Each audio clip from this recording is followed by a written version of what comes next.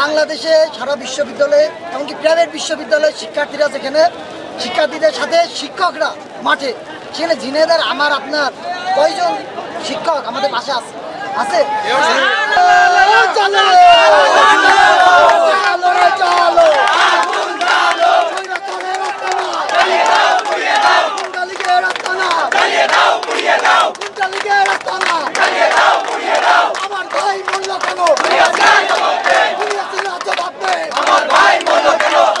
প্রশ্ন ঝিনাইদহের সাধারণ মানুষ বা অভিভাবকদের কাছে, ঝিনাইদহ এখানে ধরেন কয়েক হাজার লোক আছে ঝিনাইদহে, আরও তো হাজার হাজার ছেলেমেলে আছে, তারা কেন আসছে না? তারা আসছে না, অনেকে আমরা খোঁজ নিচ্ছি যে তাদের পরিবার থেকে নেই বাধা দেয়। আচ্ছা, তারা তাদের সন্তানদের এত ভালোবাসে, আমাদের বাপমা কি আমাদের ভালোবাসে না? তারা কি কুলাঙ্গার নাকি? ওই বাপমা কি কুলাঙ্গার? ওই বাপমা যদি কুলাঙ্গার হয়, ওই সন্তানও তো কুলাঙ্গার বানাবে। এবং আরেকটা বিষয়, ঝিনাইদহে কি মানবাধিকার কর্মীরা নেই? সারা বাংলাদেশে সারা বিশ্ববিদ্যালয়ে এমনকি প্রাইভেট বিশ্ববিদ্যালয়ের শিক্ষার্থীরা যেখানে শিক্ষার্থীদের সাথে শিক্ষকরা মাঠে, সেখানে ঝিনাইদহের আমার আপনার কয়জন শিক্ষক আমাদের পাশে আছে? সেই শিক্ষকদের কাছে আমি বলবো, কথাটা খারাপ লাগলেও বাস্তব, সেটা হলো এই আমাদের মতো ছাত্রদের কাছ থেকে আর সম্মান পাওয়ার আশা করবেন না। অনুরোধ আপনাদের বলবো, আমাদের বাপমা আমাদের ভালোবাসে, আমরা যখন জানে এরা ছাত্রদের দাবি আদায়তে রাস্তায় যাইতেছে তখন আমাদের মানা করে না, কিন্তু অনেকের বাপমা নাকি মানা করে। ওই জায়গা থেকে বেরিয়ে আসেন। দেশের মানুষের এই আন্দোলন, ছাত্র জনতার আন্দোলন, এই আন্দোলন বাংলাদেশ রক্ষার আন্দোলন। এই আন্দোলন আর কোটা সংস্কারের ভিতরে নেই, এই আন্দোলন এখন রাষ্ট্রীয় সংস্কারের ভিতরে আছে।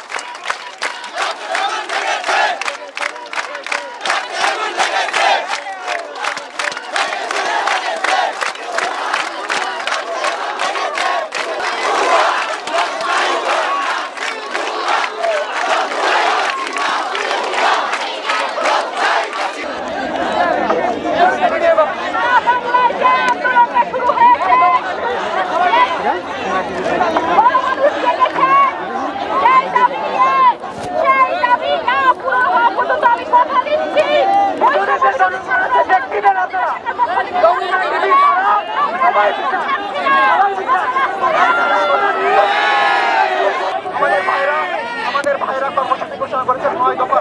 সেই 9 দফা নিয়ে বিভিন্ন কর্মসূচি চলতেছে। আমাদের এই পর্যন্ত আমরা আমাদের কর্মসূচি চালিয়ে যাবো। আমরা ইতিমধ্যে দেখেছি এই কর্মসূচিকে, আমাদের ছাত্র জনতার কর্মসূচিকে প্রশ্নবিদ্ধ করার জন্য, মুক্তিযুদ্ধ বিরোধী জামাত, শিবির, বিএনপি এসব ট্যাগ দেওয়ার জন্য এবং আন্দোলনকে দমন করার জন্য সরকার নিজেদের এজেন্ট দিয়ে বিভিন্ন জায়গায় ভাঙচুর, সহিংসতা দিয়ে সেই দায় ছাত্রদের উপর দিয়ে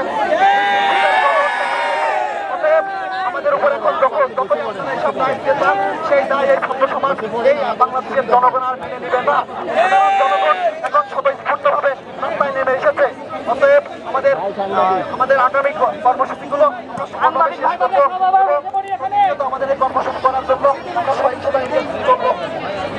এবং বলতে চাই যে আপনারা যারা দেশের সকল মানুষকে আহ্বান জানাতে চাই, দেশের সকল মানুষকে আহ্বান জানাতে চাই যে আমাদের এই কর্মসূচি শেষ হওয়া পর্যন্ত আপনারা নিয়মিত আসবেন এবং যারা আসছেন না, এখনো ঘরে বসে আছেন, তাদের কাছে বিনীত অনুরোধ করে আপনাদের সন্তানদের লাশ দেখে আপনারা কিভাবে ঘরে বসে থাকেন। অতএব সকলকে আহ্বান জানাই, দেশের সকল পেশা শ্রেণী, সকল শ্রেণীর মানুষকে আহ্বান জানাচ্ছি আমাদের কর্মসূচিতে অংশ নেবেন। এই হত্যার বিচার আমরা করবো। রক্তের ফোটার দায় যতক্ষণ আমরা না মিটছে ততক্ষণ আমরা এই কর্মসূচি চালিয়ে যাবো।